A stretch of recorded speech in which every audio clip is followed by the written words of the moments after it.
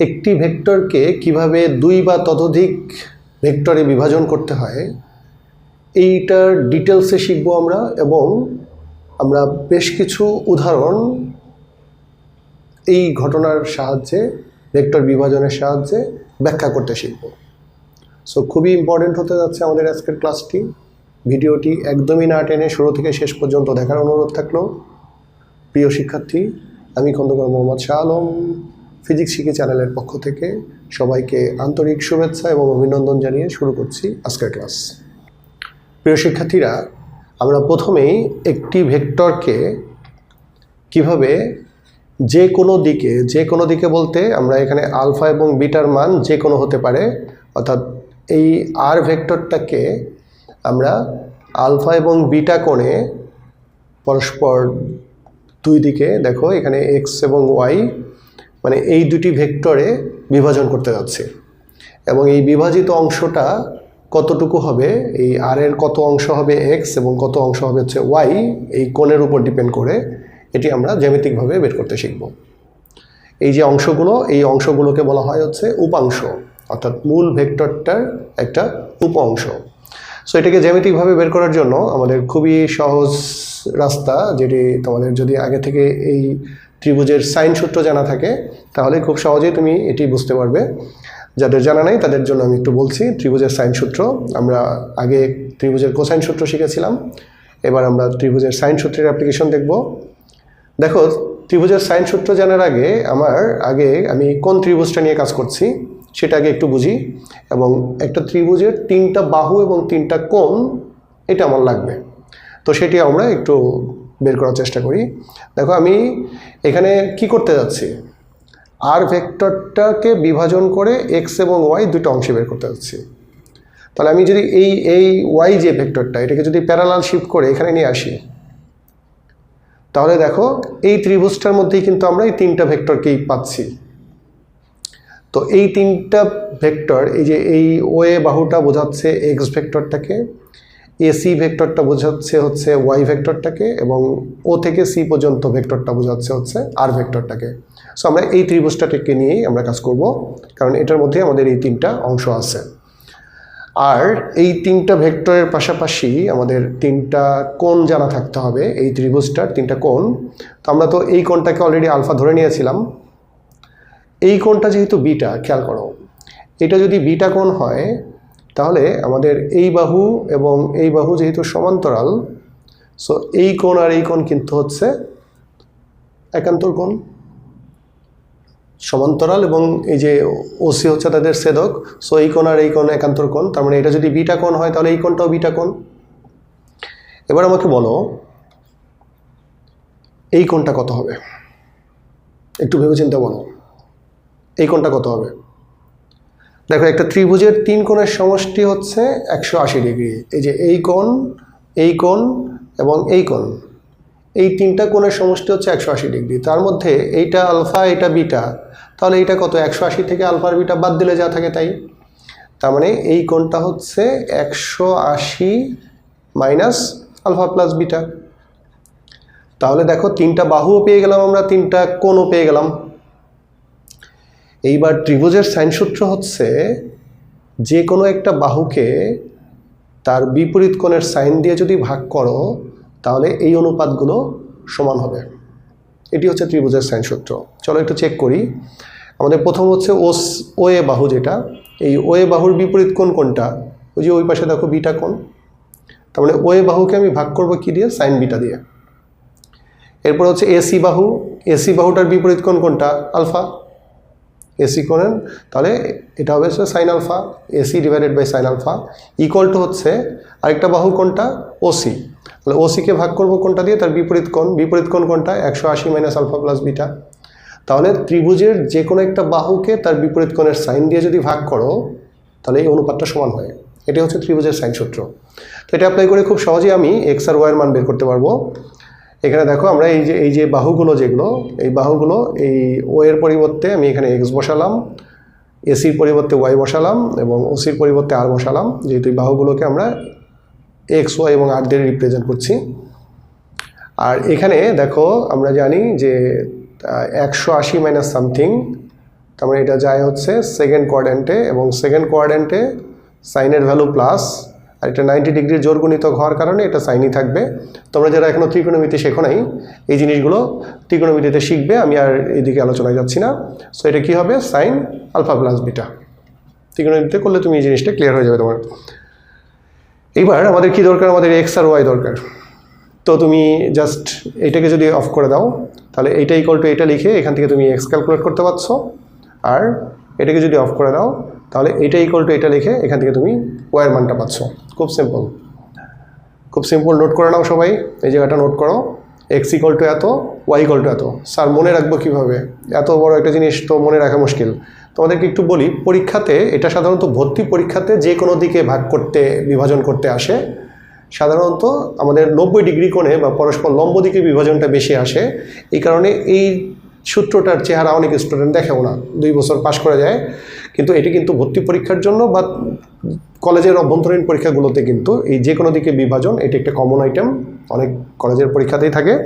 So একটু দেখো, এটা মনে রাখাটা খুব কঠিন কোনো কাজ না। আমরা দুইটা এক্স এবং ওয়াইয়ের যে মান বিভাজন করলাম, কমন কিছু জিনিস আছে দেখো। দুইটার ক্ষেত্রেই কিন্তু নিচে দেখো সাইন আলফা প্লাস বিটা আছে, sine alpha plus beta. Alpha beta কি, এই যে দুটো কোণের যোগফল, আমরা যে কোণে বিভাজন করেছি এই দুটো কোণের যোগফল। উপরের দুই ক্ষেত্রেই কিন্তু আর আছে, আর কোনটা, আর হচ্ছে যেটাকে আমরা বিভাজন করতেছি। তার মানে যেটাকে বিভাজন করতেছি ওইটা ডিভাইডেড বাই, মানে এইভাবে লিখবা, যেটাকে বিভাজন করতেছি ওইটা ডিভাইডেড বাই হচ্ছে sine sine alpha plus beta. এইটুকু কমন, এইটুকু কমন। তাহলে এবার যখন আমি এক্স ইকুয়াল টু লিখবো, যখন আমি এক্স ইকুয়াল টু লিখবো, তখন এই এক্সের অন্যদিকে যে কোণটা আছে, এই যে বিটা, এইটা ইন্টু সাইন বিটা। দেখো মনে রাখা কত সহজ। আমি যখন ওয়াই লিখবো তখন আমার এই যে R divided by sine alpha plus beta, এটুকু তো কমন, কমনটুকু লিখলাম। এবার যখন আমি ওয়াই চাচ্ছি তখন হচ্ছে ওয়াইয়ের অপোজিট এই পাশের যে কোণটা, এখানে ওয়াইয়ের সাথে সংযুক্ত কোণ না, ওয়াইয়ের ওই পাশের যে কোণটা, সেই কোণের সাইন। হয়ে গেল আমাদের ফর্মুলা। এইভাবে তুমি মনে রাখতে পারো, খুব সহজেই এটা মনে রাখতে পারো। তো এটা হচ্ছে আমাদের একটা ভেক্টরকে, আমরা একটা ভেক্টরকে যে কোনো দিকে, দেখো আমরা একটা ভেক্টরকে যে কোনো দিকে বিভাজন করতে শিখলাম। একটা হচ্ছে আলফা। এখন তোমাকে যদি পরীক্ষায় আলফার বিটার মানটা দেয়া থাকে আর এই লব্ধির মানটা দেয়া থাকে, তাহলে কিন্তু তুমি খুব সহজেই এক্স এবং ওয়াইয়ের ভ্যালু কত এটি বের করে ফেলতে পারবে। এখন এটা যদি আলফার বিটার মানটা যদি ধরো, এবার আমরা যে কোনো দিকে বিভাজন না করে আমরা যদি ভেক্টরটাকে, এই আর ভেক্টরটাকে আমরা যদি পরস্পর লম্বভাবে বিভাজন করতে চাই।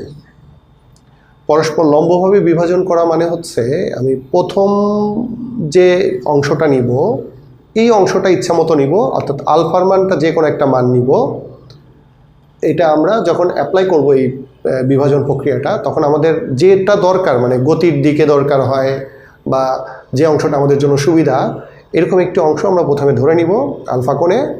বাট দ্বিতীয় অংশটা নিব হচ্ছে, আমরা যে প্রথম যে অংশটা নিলাম এটার উপর দ্বিতীয় অংশটা যেন লম্ব হয়, অর্থাৎ আলফা আর বিটা এই দুটার যোগফল হবে হচ্ছে 90 ডিগ্রি।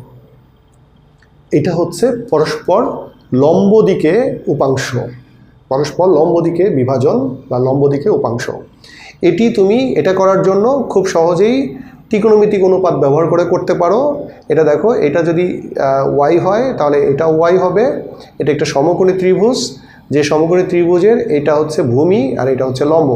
তো আমরা অলরেডি জানি যে ভূমি হচ্ছে আমরা এই অতিভুজ ইন্টু কস আলফা, আর লম্বটা হচ্ছে অতিভুজ ইন্টু সাইন আলফা।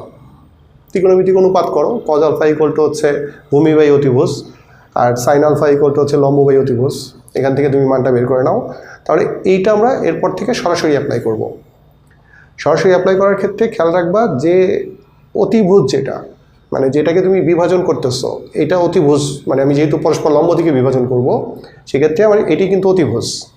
সো এই অতিভুজ ইন্টু কস নিলে আমি পাবো হচ্ছে ভূমির দিকের যে অংশটা। ভূমি চিনব কীভাবে, আমি যে কোণে বিভাজন করছি, এখানে দেখো আমার কিন্তু বিটাটা এখন আর আপাতত দরকার হচ্ছে না। আমি যে কোণে বিভাজন করব, আমি যদি আলফা কোণে বিভাজন করি অর্থাৎ লব্ধিটাকে আমি আলফা কোণে বিভাজন করলে আলফা কোণ বরাবর যে বাহুটা এটা হবে ভূমি, সেটা হচ্ছে ভূমিটা হবে হচ্ছে অতিভুজ ইন্টু কজ আলফা, অর্থাৎ যেটাকে বিভাজন করব সেটা ইন্টু কজ আলফা, আর বাকিটা যেটা লম্ব দিকে যেটা লম্ব দিকটা হবে হচ্ছে অতিভুজ ইন্টু সাইন আলফা। দেখো আমি যদি এখানে বিটা কোণে বিভাজন করতাম তাহলে এই ওয়াইয়ের দিকটাই হতো ভূমি, তার মানে ওয়াই হতো হচ্ছে আর ইন্টু কস বিটা, আর এই দিকটা হতো হচ্ছে মানে আমি যদি বিটা কোণে বিভাজন করতাম তাহলে ওয়াইটা হতো হচ্ছে আর ইন্টু কস বিটা, আর এটা কি হতো, এটা হচ্ছে এক্সটা হতো হচ্ছে আর ইন্টু সাইন বিটা। তার মানে যে দিকের কোণে বিভাজন করতেছো ওই দিকটা বরাবর হবে হচ্ছে কস মানে ভূমি, বাকিটা হচ্ছে লম্ব। খুব সিম্পল। তো এবার চলো আমরা এটার কতগুলো প্রয়োগ দেখাই। আমাদের মেনলি এটা আসলে প্রয়োগগুলো পরীক্ষাতে খুবই খুবই ইম্পর্টেন্ট, অনেক পরীক্ষাতে আসে এটা। সো আমরা প্রথম যে প্রয়োগটা দেখব, প্রিয় শিক্ষার্থীরা দেখো এখন আমি তোমাদের প্রথমে যে প্রয়োগটা দেখাবো সেটি হচ্ছে খুবই কমন একটা এক্সাম্পল, সমস্ত বইতে তুমি এটা দেখবে। সেটা হচ্ছে একটা লন রোলার টানা এবং ঠেলা এই দুটার মধ্যে কোনটি সহজ? টানা এবং ঠেলা, তোমরা লন রোলার চেনো নিশ্চয়ই। সো এরকম একটা লন রোলার, এটাকে ঠেলে নিয়ে যাওয়া সহজ নাকি টেনে নিয়ে যাওয়া সহজ, এটি আমরা ভেক্টর বিভাজন দিয়ে ব্যাখ্যা করব। তো এখানে দেখো এই লোকটা এই লন রোলারটাকে এই বরাবর ঠেলছে। সো এটা ঠেলছে মানে এটা হচ্ছে একটা বল, এটা ধাক্কা দিচ্ছে এদিকে। সো এই বলটাকে যদি আমরা এই বলটার যেহেতু শীর্ষবিন্দু এখানে আমাদের বিভাজন করতে সুবিধা হয় হচ্ছে পাদবিন্দু থেকে। সো এটার জন্য আমাদের খুব সহজ রাস্তা, সেটা হচ্ছে ভেক্টরটাকে প্যারালাল শিফট করে এটা এখান থেকে এখানে নিয়ে যাও। সো আমি ধরে নিচ্ছি এফ বলে লন রোলারটিকে ঠেলা হচ্ছে। এবার এই এফ বলের দুটা বিভাজিত অংশ আমি আগেই বলেছিলাম আমরা যে কোনো একটা কোণে বিভাজন করব, এটা আমাদের সুবিধা মতো। তো আমরা যেহেতু লন রোলারটার গতির ডিরেকশনটা হবে এই দিকে, তো এই দিকে থিটা কোণে আমি এই অনুভূমিক বরাবর এটার একটা অংশ চাচ্ছি আর এর সাথে লম্ব বরাবর একটা অংশ চাচ্ছি। তো যেদিকে থিটা থাকবে মানে যে কোণে আমি বিভাজন করব সেটা হবে ভূমি, সেদিকে কি হবে যেটাকে বিভাজন করব সেটা ইন্টু কস থিটা, আর বাকিটা হচ্ছে যেটাকে বিভাজন করব সেটা ইন্টু সাইন থিটা। এখন দেখো এই লন রোলারটা নিজের কিন্তু একটা ওজন আছে, সেটা কোন দিকে? নিচের দিকে। আবার তুমি যে ঠেলতেছো সেটার কারণেও কিন্তু এই ওজন যেদিকে সেই দিকে কিন্তু তুমি একটা তোমার ওজনের দিকে তোমার ঠেলা বলের একটা অংশ এদিকে দিয়ে দিচ্ছ এফ সাইন থিটা। তাহলে দুটা মিলে এটার যে আপাত ওজন সেটি বেশি হয়ে যাবে। এখানে দেখো আমরা যখন একটা ভেক্টরকে বিভাজন করে ফেলবো তখন একটা জিনিস মাথায় রাখবা, যেটাকে বিভাজন করে ফেলছি এটাকে মনে মনে চিন্তা করবে ওটা নাই, এটাকে এই দুটো অংশে পরিণত করছি। মানে আমার এই কলমটাকে যদি ধরো দুই টুকরা করে ফেলি, দুই টুকরা করে যদি দুই জায়গায় রাখি, তারপরে যদি বলো যে কলমটা কই, কলমটা তো দুই টুকরা হচ্ছে। মানে আমি মেন যে বিভাগ ভেক্টরটা এটাকে যখন দুটো অংশে ভাগ করতেছি তখন মনে মনে চিন্তা করতে হবে এটার কাজ শেষ, মানে মেনটা নেই। তাহলে আমাদের অ্যাকশন কি হচ্ছে, একটা এদিকে নিতে চায় আরেকটা এদিকে নিতে চায়। তার মানে একটা তো ঠিকই সামনের দিকে যাবে, কিন্তু আরেকটা কি হবে, এই লন রোলারটার যে ওজন সে ওজনটাকে বাড়িয়ে দিবে। দেখো তাহলে আমরা যদি এই মাঝখানের অংশটুকু বাদ দিই, এই অংশটুকু হচ্ছে লন রোলারটাকে সামনে গতিশীল করবে, এটার কারণে লন রোলারটা সামনের দিকে এগিয়ে যাবে। কিন্তু তুমি এখানে যে কাজটা করলা সেটা হলো তোমার ঠেলা বলের একটা অংশ ওজনটাকে বাড়ায় দিলাম। তার মানে এটার যে প্রকৃত ওজন ছিল mg, তার সাথে এফ সাইন থিটা যোগ হয়ে এটার আপাত ওজন কি হলো, বেড়ে গেল। বেড়ে কত হচ্ছে, mg যোগ এফ সাইন থিটা। মানে এফের মানটা যদি জানা থাকে আর থিটার মানটা যদি জানা থাকে তাহলে কিন্তু তুমি এখানে এই ঠেলার ক্ষেত্রে আপাত ওজন কত এটা বের করতে পারবা। অনেক সময় কিন্তু এইটা সৃজনশীল প্রশ্নেও আসে, আপাত ওজন বের করা লাগে। সো আপাত ওজন তুমি এফের মান এবং থিটার মান জানা থাকলে এবং লন রোলারটার ভর জানা থাকলে এটা তুমি ক্যালকুলেশন করে বের করে ফেলতে পারবা যে ঠেলার ক্ষেত্রে তোমার আপাত ওজন এখানে এই লন রোলারটার আপাত ওজন কত হচ্ছে। আচ্ছা এবার আসি টানার ক্ষেত্রে। তুমি এবার টানতেছো, টানার ক্ষেত্রে কিন্তু বলটা প্রয়োগ করতেছো তুমি এই বরাবর, এটা পাদবিন্দু এখানেই আছে, বলটাকে এখানে প্রয়োগ করছো। এইবার যদি এই বলটাকে ভেক্টর বিভাজন করো যথারীতি থিটা কোণে এই দিকের অংশটা হচ্ছে এফ কস থিটা, আর এই দিকের যে অংশ আমরা যখন বিভাজন করব তখন কিন্তু এই দেখো এই ভেক্টরটাকে আমি মাঝখানে রেখে এখানে দুটো অংশে ভাগ করতেছি। একটা হচ্ছে থিটা কোণে যে কোনো দিকে, আরেকটা হচ্ছে তার সাথে লম্ব বরাবর। এক্ষেত্রে কিন্তু দেখো এটা আমাদের এই লব্ধি ভেক্টরটা মাঝখানে আছে। সো এইটা হচ্ছে আমাদের এফ সাইন থিটা, এটা কাজ করছে উপরের দিকে, আর এফ কস থিটা এটা কাজ করছে হচ্ছে এইদিকে। তাহলে এইবার এই যে লন্ড রোলারটার যে ওজন যেটা নিচের দিকে কাজ করছিল, তার বিপরীতে তোমার টানের একটা অংশ এফ সাইন থিটা এটি কিন্তু উপরের দিকে কাজ করছে। এটা করাতে কি হবে, এবার লন্ড রোলারটার যে আপাত ওজন সেটি কিন্তু কমে যাবে। কতটুকু কমবে, তার প্রকৃত ওজন ছিল mg, তার থেকে এফ সাইন থিটা বিয়োগ করো, তাহলে তুমি পেয়ে যাবা যে লন্ড রোলারটার আপাত ওজন এখন কত হচ্ছে। তার মানে টানার ক্ষেত্রে তোমার প্রদত্ত বলের, তুমি যে বলে টানছো সেটার দুইটা অংশ, বিভাজিত দুইটা অংশ, দুটোই কিন্তু তোমার ফেভারেই কাজ করছে। একটা অংশ লন্ড রোলারটাকে সামনে নিয়ে যাচ্ছে যেটা তুমি চাচ্ছ, আরেকটা অংশ লন্ড রোলারটাকে হালকা করার কাজে ব্যবহৃত হচ্ছে, অর্থাৎ লন্ড রোলারটার যে ওজন, প্রকৃত ওজন সেটি কিছুটা কমিয়ে দিচ্ছে। ফলে লন্ড রোলারটা খুব সহজেই তুমি সামনের দিকে নিয়ে যেতে পারবে। তাহলে কি সিদ্ধান্ত দাঁড়ালো, টানা সহজ না ঠেলা সহজ? অবশ্যই টানা সহজ। এটি কিন্তু শুধু লন্ড রোলারের ক্ষেত্রে না, এটি যে কোনো ক্ষেত্রেই ঠেলার তুলনায়। এবার তুমি চেষ্টা করবে ঠেলার পরিবর্তে ওটাকে টেনে নিয়ে যেতে পারলে তুমি সহজে টেনে নিয়ে যেতে পারবা। তো এই হচ্ছে আমাদের লন্ড রোলারের টানা এবং ঠেলা, এই ব্যাপারটা আমরা বিস্তারিত ব্যাখ্যা করলাম। এইবার আমরা ব্যাখ্যা করব হচ্ছে একটি পাখি কিভাবে আকাশে ওড়ে, এটি ভেক্টর বিভাজন দিয়ে ব্যাখ্যা করব। আমার সামনে এখানে একটা পাখি দেখতে পাচ্ছ, এটি ডানা ঝাপটাচ্ছে। আমি পরপর দুইটা চিত্র দেখিয়েছি, একটা হচ্ছে ডানা উপরের দিকে যখন আসে সেই অবস্থা, আরেকটা হচ্ছে ডানাটা যখন সে নিচে নামিয়ে নিয়ে এসেছে সেই অবস্থা। এই মাঝখানটাতে কি ঘটলো, সে বাতাসে দুটা ডানা দিয়ে বাতাসকে ধাক্কা দিয়েছে। আমরা যদি এবার একটু এই চিত্রটা দেখি, দেখো সে পাখা দিয়ে, মনে করো এদিকে একটা ধাক্কা দিয়েছে বাতাসকে, এই পাখা দিয়ে এদিকে একটা ধাক্কা দিয়েছে। দুটা ধাক্কাতে কি হচ্ছে, বাতাসকে ধাক্কা দেওয়াতে নিউটনের থার্ড ল অনুসারে বাতাসও এই দুইটা ডানা বরাবর দুটা ধাক্কা দিচ্ছে। সো বাতাসের কি হলো আমার জানা দরকার নেই, আমার দরকার হচ্ছে পাখির কি হলো। তো পাখির এই দুটা ডানাতে বাতাস থেকে যে প্রতিক্রিয়া পেল, সো এই দুইটা ভেক্টর মিলে একটা লব্ধি ভেক্টর তৈরি হবে। এই লব্ধি ভেক্টরটা যদি এফ ধরো, তাহলে এই লব্ধি ভেক্টরটাকে এবার আমরা বিভাজন করব। আমি আবার বলছি, পাখি তার দুটা ডানা দিয়ে বাতাসকে এদিকে একটা ধাক্কা দিয়েছে, এই ডানা দিয়ে এদিকে একটা ধাক্কা দিয়েছে।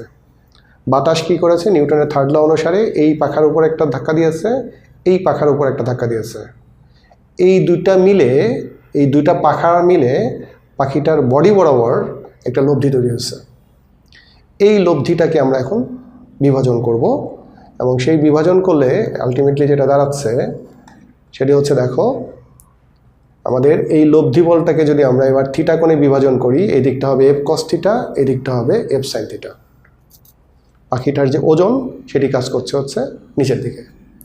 তো আলটিমেটলি ফলাফল কি দাঁড়ালো, ফলাফল হচ্ছে আমরা যখন আগেই বলেছি যে যখন বিভাজন করে ফেলবো তখন এটার চিন্তা মাথার থেকে বাদ দাও। তো এইবার পাখিটার যে ওজন সেটি পাখিটাকে নিচে ফেলে দিতে চায়, কিন্তু তুমি এই যে ডানা থেকে যে প্রতিক্রিয়া পেলা সেখান থেকে যে বিভাজিত অংশ, তার এই অংশটা দ্বারা পাখিটা তার ওজনটাকে প্রশমিত করে সে নিজেকে শূন্যে ভাসিয়ে যাচ্ছে।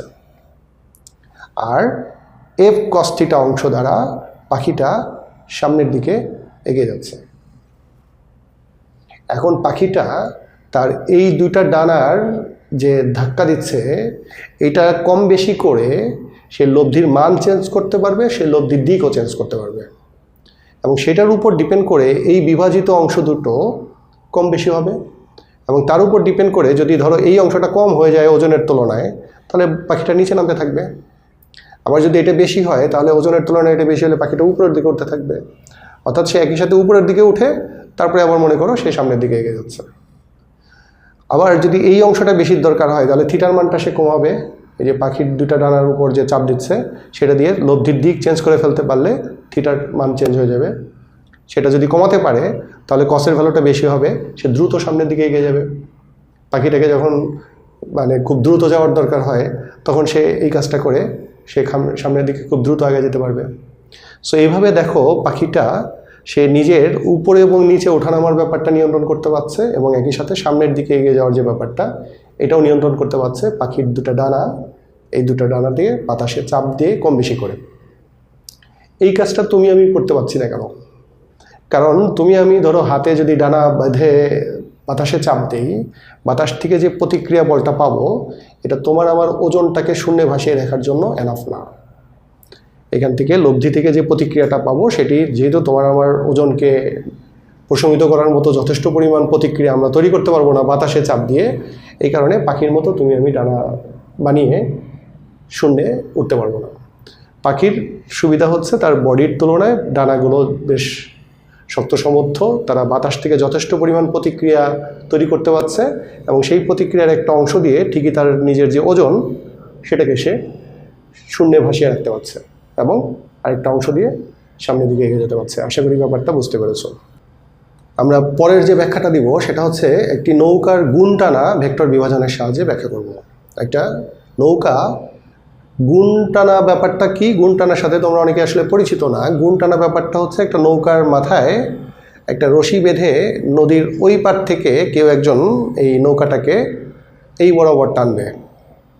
তো অবভিয়াসলি নৌকাটাকে যে বরাবর টানছে নৌকাটা সেদিকে চলে যাওয়ার কথা, কিন্তু এখানে মজার যে ব্যাপারটা সেটা হচ্ছে আমরা এই যে ভেক্টর বিভাজনের চমৎকার প্রয়োগ করে আমরা কিন্তু নৌকাটাকে মাঝ বরাবর নিয়ে যেতে পারি।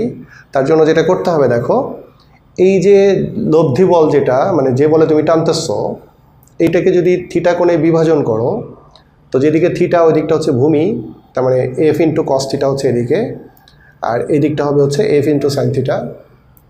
সো এফ ইন্টু কস থিটাটা নৌকাটাকে সামনের দিকে নিয়ে যেতে চায়, যেটি হচ্ছে আমাদের মানে মূল লক্ষ্য, আমরা এদিকেই নিতে যাচ্ছি এটাকে।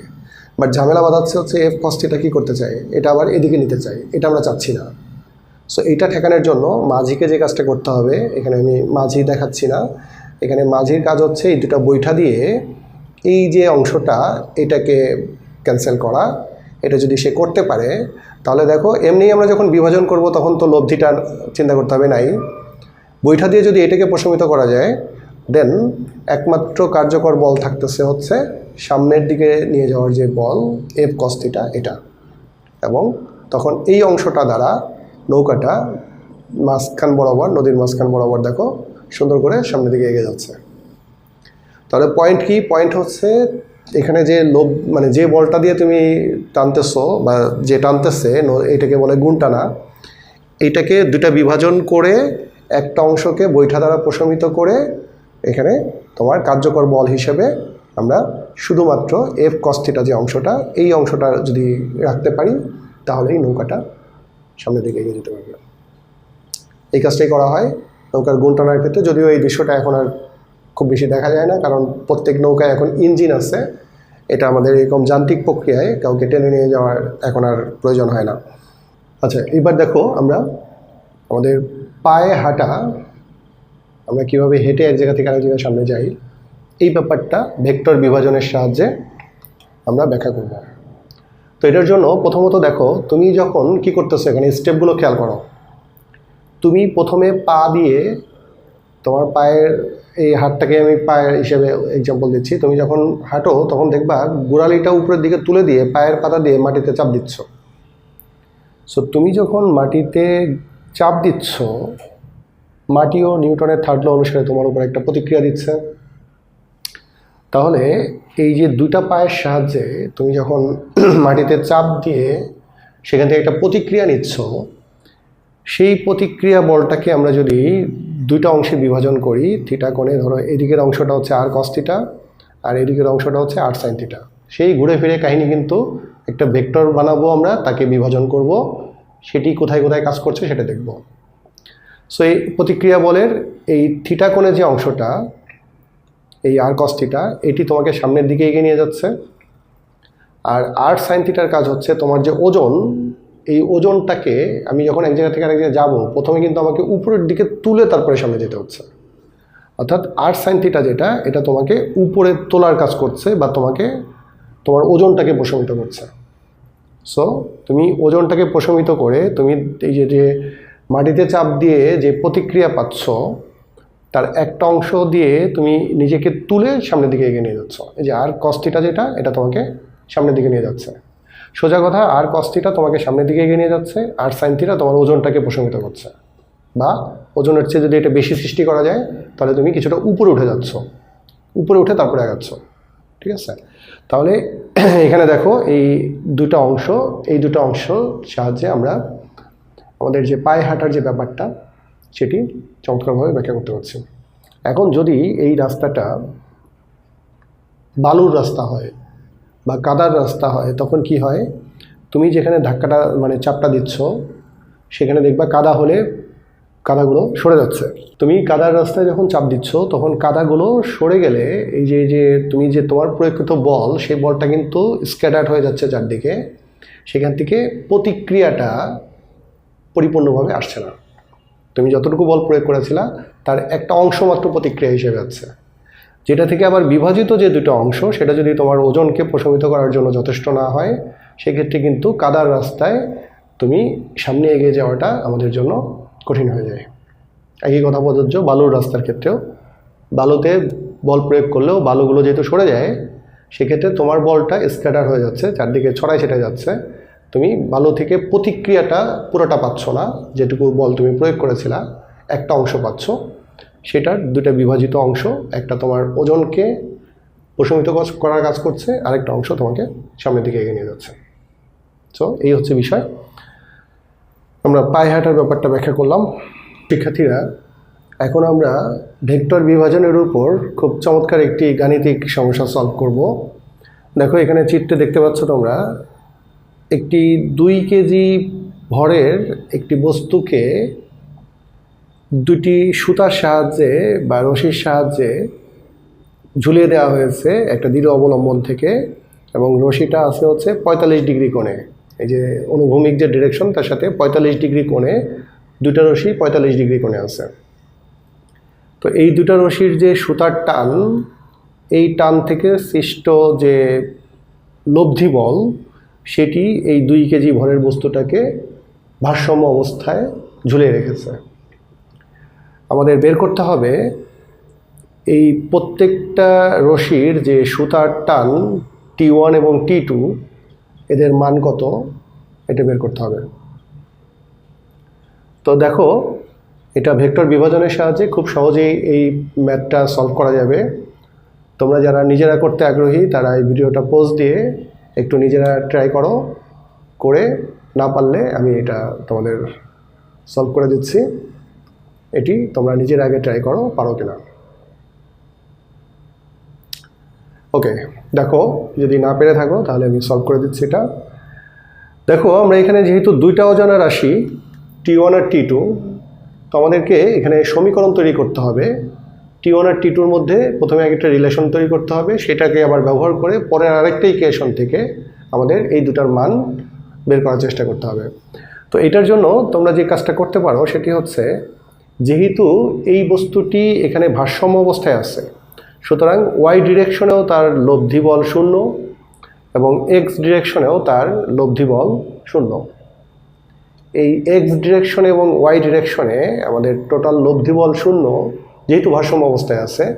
এটা যদি নিচের দিকে যেত তাহলে তো ভারসাম্য অবস্থায় থাকতো না, এটা নিচের দিকে যেতে থাকতো, অথবা ডানে বামে মুভ করতেছে না। সো এটা ভারসাম্য অবস্থায় আছে, মানে এক্স ডিরেকশনে আমাদের লব্ধি বলের মান 0, ওয়াই ডিরেকশনেও এই বস্তুটির লব্ধির মান 0। এটাকে আমরা ব্যবহার করব। এটাকে ব্যবহার করে সমীকরণ তৈরি করো। প্রথমে দেখো আমাদের যেহেতু এক্স ডিরেকশনে লব্ধি 0, সুতরাং এই যে T2 বলের যে উপাংশ, T2 বলের এদিকে 45 ডিগ্রি হলে এখানেও 45 ডিগ্রি, আমরা এটাকে থিটা ধরলাম, এবং T1 এর ক্ষেত্রে এটা 45 ডিগ্রি হলে এটা হচ্ছে 45 ডিগ্রি, তার মানে এটাকে আমরা থিটা ধরলাম, থিটার মান হচ্ছে 45 ডিগ্রি। তাহলে T2কে আমি এখানে দেখো আমাদের সামেশন অফ fx কত, 0। সামেশন অফ fx মানে হচ্ছে এক্স ডিরেকশনে এই যে T1 এবং T2 এই দুটার টানের অনুভূমিক যে অংশটা, সেই অংশটার লব্ধিটা কী হবে, 0 হবে, কারণ এটা এক্স ডিরেকশনে মুভ এক্স ডিরেকশনে এদিকেও যাচ্ছে না এদিকেও যাচ্ছে না, লব্ধিটা 0। আচ্ছা, তাহলে আমরা এটা দেখো এক্স ডিরেকশনের এই দিকটাকে যদি ধনাত্মক ধরি তাহলে এই দিকের অংশটা কত হচ্ছে, এদিকের অংশটা হচ্ছে T2 cos থিটা। থিটা মানে এখানে 45 ডিগ্রি, মান আর বসানোর দরকার হচ্ছে না। এই দিকের অংশটা কি হবে, আমরা সমান লিখবো না, আমরা এখানে এই দিকটাকে ধনাত্মক ধরেছি, তাহলে এই দিকটা ঋণাত্মক, তাহলে এটা হচ্ছে T1 cos থিটা। এখানে দেখো এটা যদি T1 হয়, T1 এর এই দিকের যে অংশটা, থিটা যেদিকে থাকবে সেই দিকটা ভূমি, তার মানে এই দিকের অংশটা হবে হচ্ছে T1 cos থিটা। তাহলে T2 cos theta minus T1 cos theta, মানে এই দুটার বীজগণিতিক যোগফল কত, 0, লব্ধি 0 হচ্ছে। তাহলে উভয় পক্ষ থেকে cos থিটা যেহেতু দুটা সমান, cos থিটা ক্যান্সেল করে দিলে এখানে দেখো T2 = T1, এটা একটা রিলেশন পাচ্ছি আমরা। এই এক্স ডিরেকশনটার বরাবর লব্ধি 0 ধরে আমরা T1 এবং T2 বল দুটো যে সমান এই ব্যাপারে আমরা কনফার্ম হতে পারছি, বাট স্টিল আমরা ভ্যালু কিন্তু পাইনি, T1ও পাইনি, T2ও পাইনি। এটুকু নিশ্চিত হয়েছে আমরা T1 আর T2 সমান। এখন একটা বের করতে পারলেই আমাদের দুইটাই হয়ে যাচ্ছে। এবার আমরা কি করব, এবার যাবো হচ্ছে ওয়াই ডিরেকশনে। সামেশন অফ এফ ওয়াই এটাও কিন্তু কি হবে, 0 হবে, কারণ এটা দেখো যেহেতু ভারসাম্য অবস্থায় আছে, সো এটা উপরেও উঠে যাচ্ছে না, নিচেও নেমে যাচ্ছে না, অর্থাৎ উপরের দিকেও আর নিচের দিকে দুইটা অবশ্যই উপরে এবং নিচের দুটো বল মিলে লব্ধিটা 0 হচ্ছে। লব্ধি 0 হচ্ছে বলেই ওয়াই ডিরেকশনে সে ভারসাম্য অবস্থায় আছে। তাহলে এটা দিয়ে যদি আরেকটা সমীকরণ তৈরি করি, তাহলে দেখো এখানে আমাদের ওয়াই ডিরেকশনে কি কি বল কাজ করতেছে, ওজন কাজ করছে নিচের দিকে, আর উপরের দিকে যে দুটো অংশ কাজ করতেছে সেটা হচ্ছে T1 এর একটা অংশ, T2 এর একটা অংশ। কোন অংশ, T1 এর সাইনের অংশ, T1 sin থিটা, প্লাস হচ্ছে আমরা যদি উপরের দিকটাকে প্লাস রাখি T2 sin থিটা, এটা হচ্ছে উপরের দিকে যে দুটো বল কাজ করতেছে সেই দুটো বল, মানে টানের যে উপাংশগুলো উপরের দিকে কাজ করছে সেই দুটো অংশ নিলাম, আর ওজন হচ্ছে নিচের দিকে, নিচের দিকের অংশটাকে যদি আমি মাইনাস রাখি তাহলে এই সবগুলোর বীজগণিতিক যোগফল কত হবে, 0 হবে। সবগুলোর যোগফল 0। তাহলে লক্ষ্য করো এখান থেকে T1 আর T2 যেহেতু সমান, তো এখান থেকে থিটার মান তো 45 ডিগ্রি, তাহলে এখানে দেখো এম এর মানও দেওয়া আছে, এটুকু আমি আর করতেছি না। এখানে দেখো আমাদের এই T2-র পরিবর্তে T2-কে মুছে তুমি এখানে যদি T1 লেখো, তাহলে দেখো আমাদের একমাত্র আননোন প্যারামিটার হচ্ছে T1। এখানে আমাদের থিটা জানি 45 ডিগ্রি, এটা বসাও। এম এর মান হচ্ছে কত, 2 কেজি, এটা এম এর মান 2 বসাও, জি এর মান 9.8 বসাও। তো এখান থেকে ক্যালকুলেটর চাপ দিলে T1 পাওয়া যাবে, আর T1 যেহেতু T2 সমান, এটাই হবে হচ্ছে T2। হয়ে গেল, সিম্পল। তো এইভাবে আমরা ভেক্টর বিভাজনের সাহায্যে এই টাইপের যে মানে ভারসাম্য অবস্থায় থাকা টাইপের যে প্রবলেমগুলো আছে এগুলো কিন্তু সমীকরণ তৈরি করে করে চমৎকারভাবে আমরা এই ম্যাথগুলো সলভ করতে পারি। আশা করি এই ম্যাথটা বুঝতে পেরেছ। প্রিয় শিক্ষার্থীরা, আমরা ভেক্টর বিভাজনের বিস্তারিত আলোচনা করলাম আমাদের আজকের ক্লাসে, উদাহরণ সহ এবং গাণিতিক সমস্যা সহ। আশা করি ক্লাসটি তোমাদের উপকারে লাগবে। সো এই পর্যন্তই থাকছে আজকে, দেখা হবে পরবর্তী ক্লাসে। সে পর্যন্ত সবাই ভালো থাকো। খোদা হাফেজ।